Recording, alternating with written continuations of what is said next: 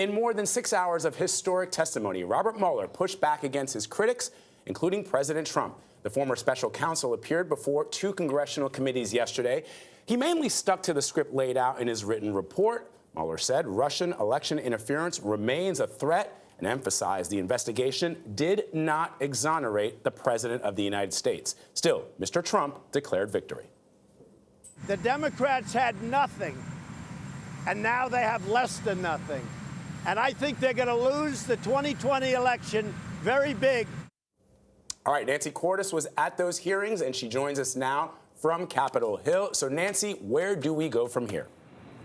Well, Vlad, Democrats insist that they got what they needed out of the day, a chance to highlight all of the president's potential acts of obstruction of justice.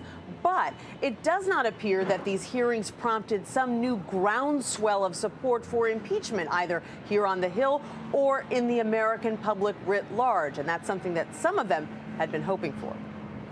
This was an important hearing. Democrats declared the day a success. Republicans saw it differently. I think the bottom line is the Democrats didn't like how he answered them, so they're trying to find a way to salvage something. A cautious former special counsel did not give Democrats some of the impeachment ammunition they were looking for. We did not reach a determination as to whether the president committed a crime. But he did set the record straight. The president has repeatedly claimed that your report found there was no obstruction and that it completely and totally exonerated him. But that is not what your report said, is it?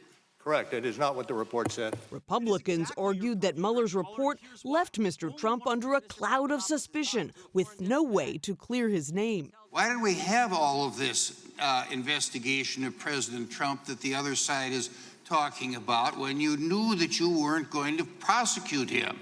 Well, you don't know where the investigation is going to lie. Donald Trump is not above the law. He's not.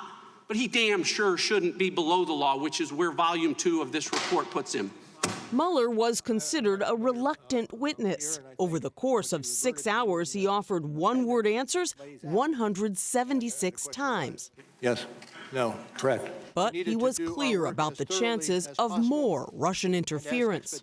Did you find evidence to suggest they'll try to do this again? Oh, it wasn't a single attempt. They're doing it as we sit here. And defended his investigation against the president's attack. Well, your investigation is not a witch hunt, is it? It is not a witch hunt. The president wanted to fire you because you were investigating him for obstruction of justice. Isn't that correct? That's what it says in the report, yes. And I stand behind the report. House Speaker Nancy Pelosi called the day historic, but wouldn't say if it had nudged her closer to impeachment. Even after these hearings, the president said he's completely exonerated. Please, come on. We want to have the strongest possible case to make a decision as to what path we will go down. Speaker Pelosi added that Democrats are going to continue to fight the president in the courts as their probes into his finances go on. And late last night, the House Judiciary Committee announced that it's going to go to court today to enforce a subpoena against former White House counsel Don McGahn, who was a central figure in the Mueller report. Gayle. Nancy, thank you very much.